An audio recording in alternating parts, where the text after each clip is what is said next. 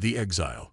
Captain Alina Reyes stood at the command deck of the Exodus Prime, her weathered face reflecting in the vast viewscreen as Earth grew smaller behind them.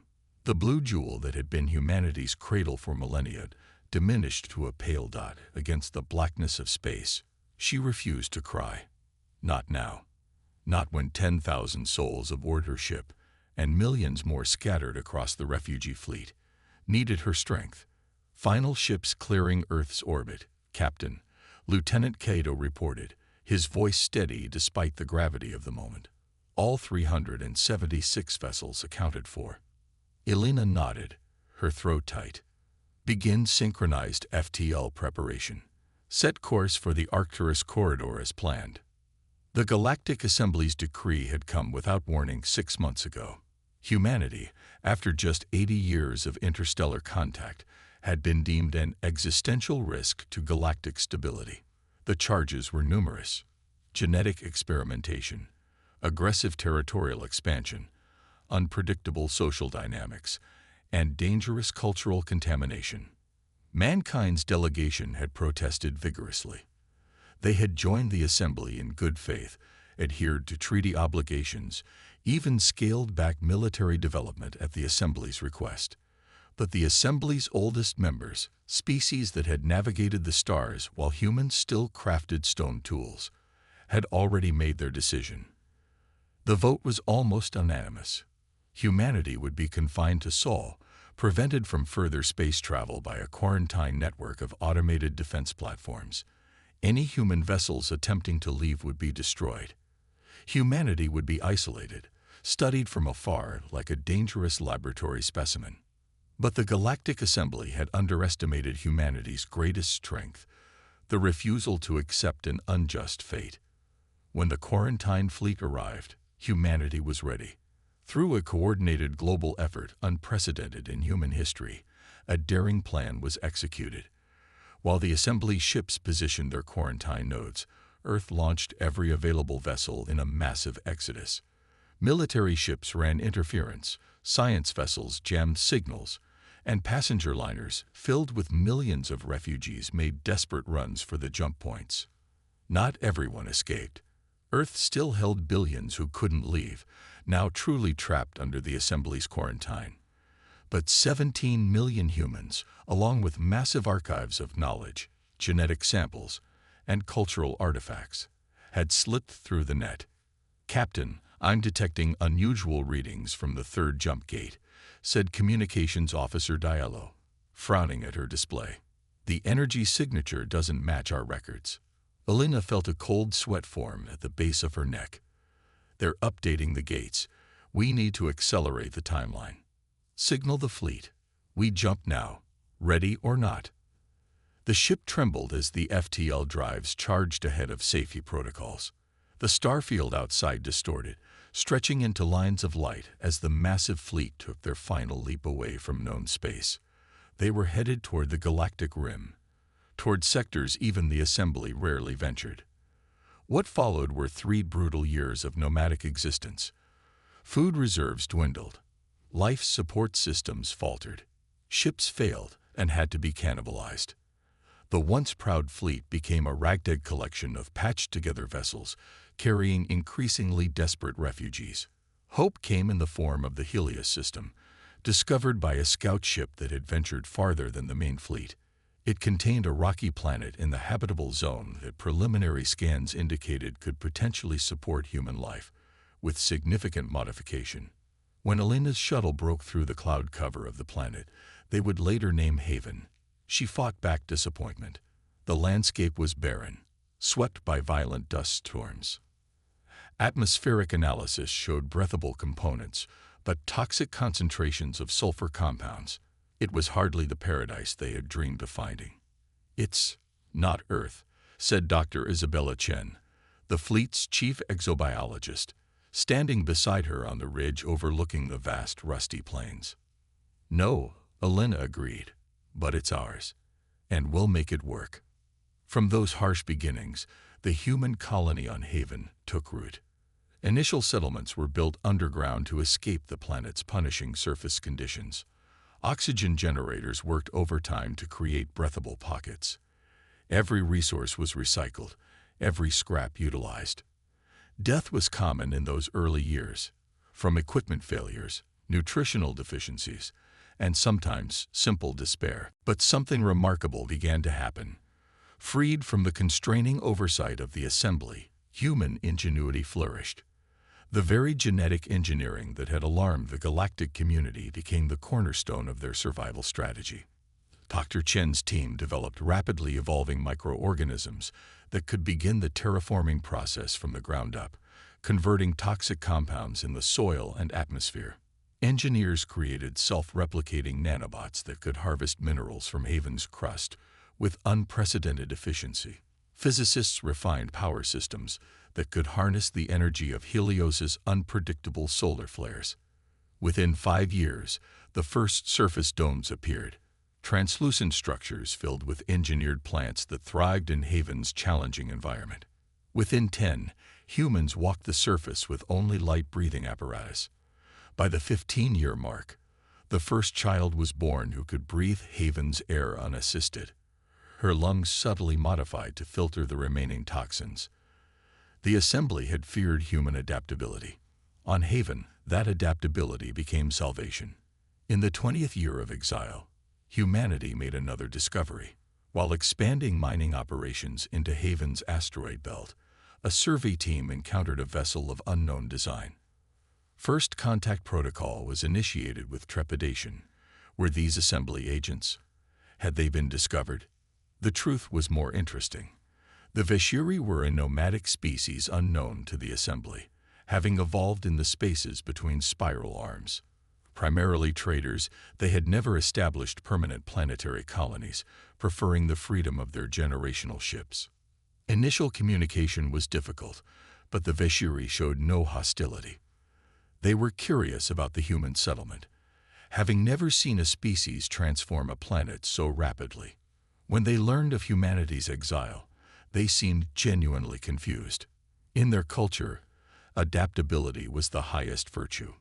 Your assembly friends sound like the hibernating kind, the Veshuri captain Nirali explained, using the translation matrix developed by linguists on both sides. Those who fear change never survive the long void. The meeting proved fortuitous for both species. The Veshuri possessed star maps of regions unknown to humanity, while humans offered resources and safe harbor for Veshuri ships. Most valuably, the Veshuri provided information about other spacefaring species beyond assembly territory, potential allies in a galaxy that had rejected humanity. As trade networks formed with the Veshuri and other independent species, Haven transformed. The initial underground warrens expanded into vast subterranean cities. The surface bloomed with engineered ecosystems. Orbital habitats housed millions, while shipyards constructed vessels far more advanced than anything humanity had built during their brief time in the assembly. Captain Alina Reyes lived to see the 25th anniversary of the exile. From the observation deck of Haven's largest space station, she gazed down at the transformed planet. Blue oceans where dust storms once raged, green continents where nothing had grown before. Beside her stood representatives of 7 non-assembly species, allies and trading partners of the burgeoning human civilization. They meant to contain us, she murmured, but instead, they set us free. The assembly had feared what humanity might become. Now they would discover just how right they had been to worry. The return. 50 years after the exile, the Helios system had become unrecognizable. What began as a desperate colony had evolved into a thriving interstellar civilization. Haven was now a verdant world, its atmosphere fully breathable, its oceans teeming with engineered life. 6 additional planets in the system had been colonized, along with numerous moons and asteroids. The population had grown to over 70 million humans, living alongside nearly 2 million non-humans from a dozen different species. Orbital shipyards constructed vessels that incorporated technology traded from across the rim sectors, resulting in designs unlike anything seen in assembly space. The Veshiri and other trading partners brought news of the wider galaxy, including troubling reports that the Assembly faced growing challenges, mysterious attacks on outlying worlds, diplomatic fractures between founding members, resource shortages in core systems. Mira Rice, granddaughter of Captain Alina, stood before the Helios Council in the grand chamber carved from Haven's bedrock. At 38, she had her grandmother's commanding presence, though her features reflected the subtle genetic adaptations now common among Haven-born humans. Slightly larger eyes adapted to the dimmer light of the Helios star, more efficient lung capacity, denser bone structure from the higher gravity. The intelligence is confirmed, she told the assembled representatives. The Assembly has lost contact with 3 major systems along the Perseus boundary. Their defensive response has been fragmented and ineffective. And why should we care? Asked Councillor Dmitri, whose parents had been children during the exile. Let the Assembly solve its own problems. Mira activated the holographic display, showing the trajectory of the threat. Because whatever is attacking them will eventually reach us. The rim sectors won't be spared. This is bigger than our grievances. After heated debate, the Council reached its decision. The diplomatic mission would be sent to Assembly space, offering assistance against the common threat. Mira would leave the expedition aboard the Prometheus, Haven's most advanced vessel. The ship embodied everything humanity had become. Its adaptive hull incorporated living metals, developed through genetic engineering. Its propulsion system utilized principles learned from the space-dwelling Silari. Its computational core ran on quantum algorithms that the Assembly had banned as too unpredictable. The journey to Assembly space took weeks, even with the Prometheus's advanced drive. When they arrived at the border monitoring station, they transmitted their identity on open channels. Attention Assembly Outpost Sierra 9. This is Captain Mira Rice of the Helios Confederation vessel Prometheus, requesting communication. The response was immediate and hostile. Human vessel, you are in violation of Quarantine Edict 7293. Power down and prepare to be boarded. We come under diplomatic protection of the Veshiri Conclave, Mira responded calmly. We have information vital to Assembly security.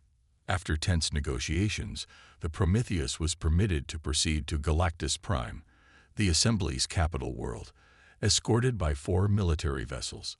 Word of their arrival spread quickly. By the time they reached the central system, a full session of the Assembly had been convened. The grand chamber of the Assembly dwarfed Haven's council room.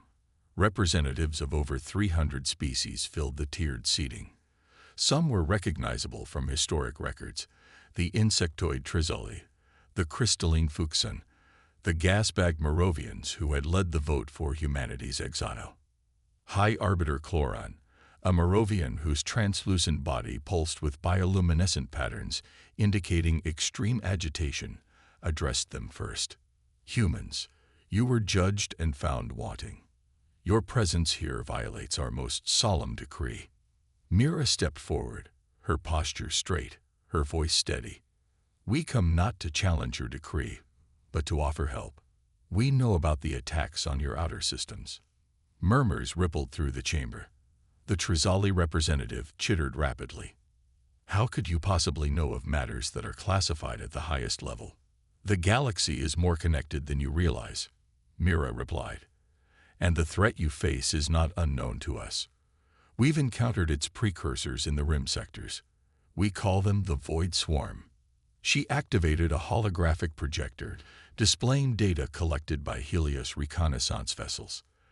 They're not a traditional species, more like a networked collective of semi-organic machines that consume resources and expand exponentially.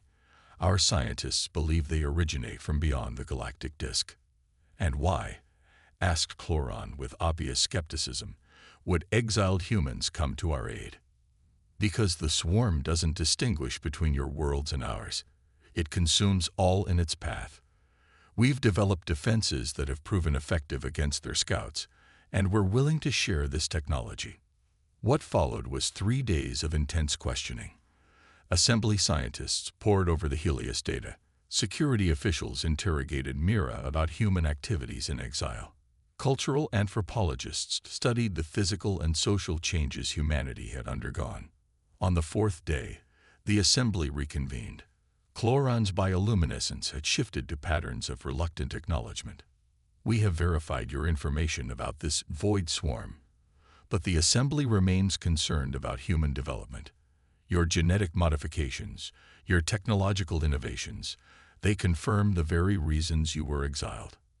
With respect, Mira countered, they also explain why we'd survived and thrived where you predicted we would perish. The traits you fear most in humanity, our adaptability, our willingness to transform ourselves and our environment. These are exactly what the galaxy needs to face this threat. The debate might have continued indefinitely if not for the emergency alert that interrupted the session. A void swarm advance force had bypassed the Perseus defensive line and was attacking the Galactic system directly. Assembly vessels scrambled to respond, but reports indicated their weapons were having minimal effect.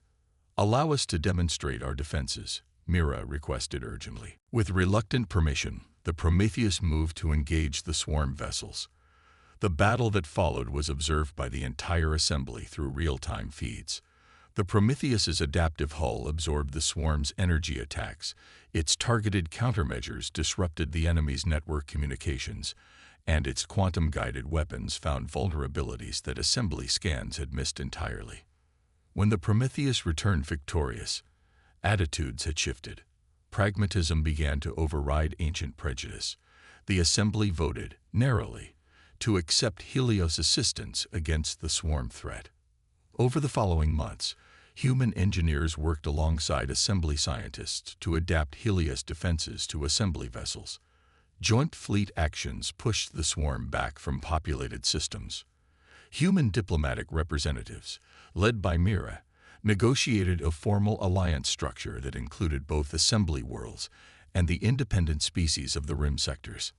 In the crucible of common danger, old wounds began to heal.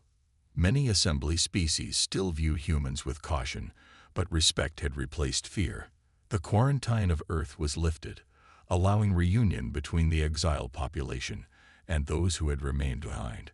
Exchange programs brought assembly scholars to Haven, marveling at what humans had accomplished in isolation.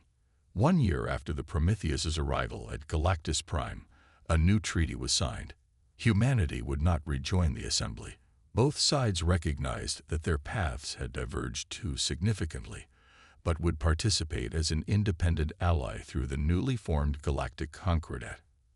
At the signing ceremony, High Arbiter Chloron approached Mira privately. "We were wrong about your species," the Moravian admitted, light patterns showing genuine contrition. "We saw only the danger, not the potential." Mira thought of her grandmother, who had died never seeing Earth again, of the hardships of those early years on Haven, of all that had been lost in exile. "The irony," she replied, "is that by casting us out, you created exactly what you feared, but also what you needed most." As delegations from across the galaxy mingled in celebration, Mira stepped away to a private observation deck. Beyond the transparent walls, ships from dozens of worlds moved in coordinated patterns, preparing for the next offensive against the Void Swarm. Among them were vessels from Haven, Earth, and everywhere humanity had spread since the exile. The assembly had meant to confine humanity to a single world, fearing what they might become if allowed to spread among the stars. Instead, they had forced humanity to evolve faster, to innovate more radically, to build alliances beyond assembly borders. In trying to prevent a potential threat, they had inadvertently created their greatest defender. Humanity had not just survived exile. They had transcended it, and the galaxy would never be the same.